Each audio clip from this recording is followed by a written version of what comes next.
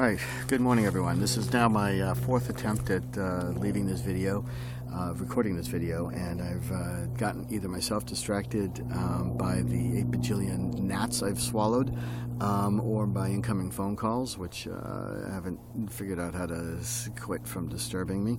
I guess I do know how to stop that. Oh well. So we'll see if I get another phone call.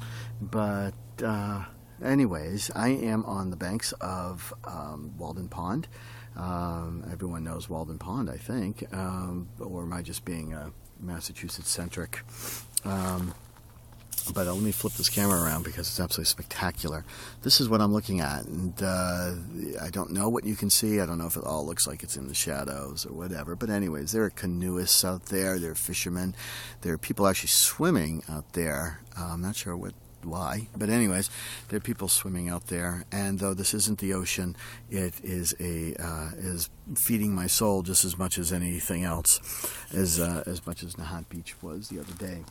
What I wanted to do is just quickly go through my health update once again. So this is sort of the beginning of the health update. The other stuff was just, hey, can I take a video of myself? And the answer was yes.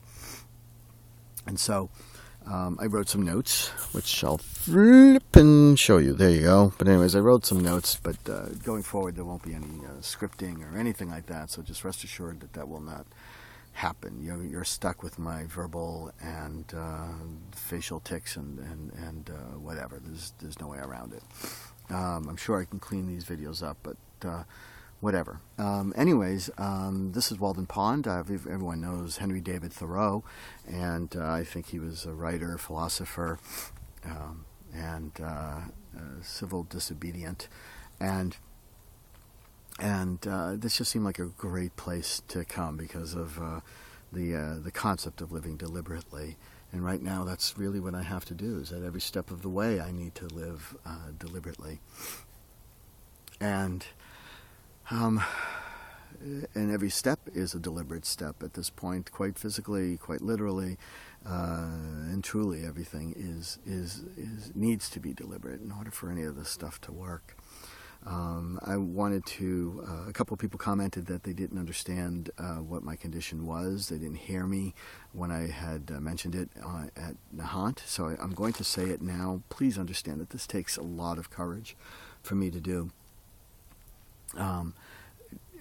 There's a self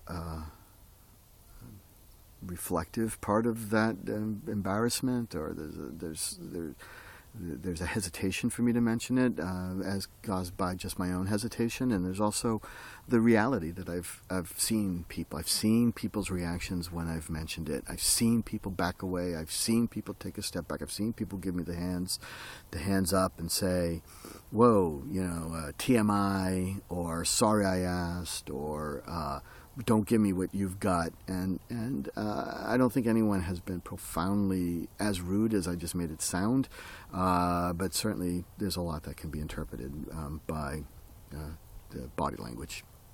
That means shut up and stop telling me what you've got.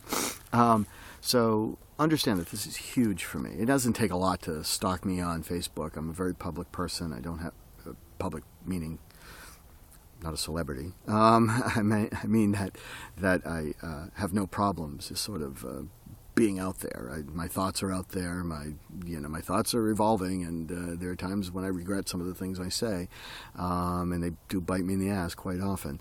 But tough. That's life is way too short for me to be concerned about what other people are really thinking, or at least the ones that are holding me back. All right, so here it is. I have something called Pyoderma gangrenosum, Pyoderma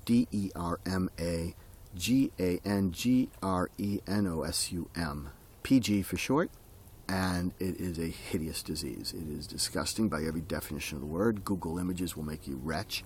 So be very careful when you look that up. You may even see images of me. Feel free to look it up. I don't care. But be advised that there's nothing pretty. There's nothing pretty to show. All right, so anyways, pyoderma gangrenosum is something I've been dealing with for 8 years. It is an exceedingly painful condition, profound pain beyond my understanding of what pain could be, and it is. And pain being a differentiating diagnosis, it is okay to say the word pain as a symptom. I've been in teaching hospitals where your chief of dermatologists will have an entourage of students with them, or I've been at grand rounds where people are not told the specific name of my condition, but as they probe further into what it is that I have, they start to differentiate between my condition and other conditions as soon as I say the word pain. And then they go, oh, okay, you've got this. You've got PG. So it is a valid description. I know a lot of things are painful, and I get that pain is relative, and I also get that people have different thresholds of pain. I don't give a shit. I know that this hurts beyond belief. I know on a scale from 1 to 10, we are talking 10. I know that I've lived with that 10 for a long, long time. I know I'm exhausted from it. I know that my eyes and the wrinkles and the pimples and everything else are a result of that pain. I know that the white hair, the thinning hair, is all a result of that pain. I know that internal noise that pain causes has distracted me, has immobilized me, has drowned out the other beautiful sounds that are in my life. I know that pain is real. And I know that to you, your pain is real, whatever that pain is, whether it's a paper cut or whatever. And I'm not comparing my pain to anyone else's. I am going to tell you that my pain is a 10 on a scale from 1 to 10. That's what I've lived with for 8 years. There are times when I don't feel that pain. There are times when I feel that pain because I've essentially healed from a flare-up. There are times when that pain is numbed by a real heavy dose of medication. I'm going to also not hide from you what medication it is that I'm taking. So this is informative. This is to inform. This is possibly to help people with pyoderma. But anyways, so just to talk about the pain medication, I take every single day morphine,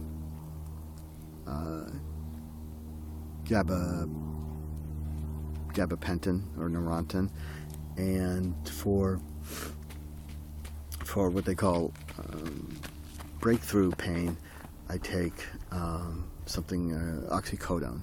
And when you have this frickin' disease, you have a lot of breakthrough pain. I know it defies the definition of breakthrough pain, but it really, truly, every day feels like breakthrough pain. In order to take care of myself, I have to take pain medication just in order to get out of bed, to take a shower, which far and few between because of this pain. Pain has defined me for the last 8 years. All right, so pyoderma gangrenosum is an autoimmune condition. I think we're entering the realm of science now that we're beginning to realize that everything is an autoimmune condition or inflammatory condition, and that everything is just degrees of that. But what pyoderma manifests as extremely painful. Did I mention that?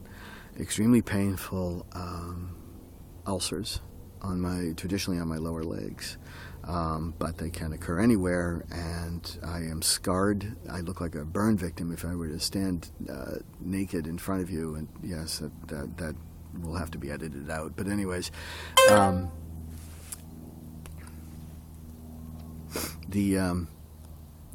would look like a burn victim from the top of my feet to my ass. I've been dealing with the scars of this. I don't show my legs in public. I don't wear shorts. I can't wear shorts. I don't go to the ocean for other reasons besides, self-consciousness, of course. So, Bioderma gangrenosum is what I have, and it's what I've been dealing with. I want to just, as my battery is running out, because I've tried 4 times to leave this thing, I just wanted to say a couple things. One, a flare-up can last months, it can last years, and but the time between flare-ups can be measured in hours. So just because a flare-up lasts for so long doesn't mean that it ever truly goes away. So when I come off of it, the pain starts to subside. It takes a long time for it to subside. Right now, it's essentially subsided, and it will manifest in. It could just reappear again tomorrow, and I could start another 13-month or year-long process. And so it's it is treacherous, and that anxiety is something that I'm also dealing with on a daily basis. I am on heavy doses of immunosuppressants right now. I'm on something sort of experimental. It's Stelara. It's certainly off-label. It's not used normally to treat PGE, but anyways.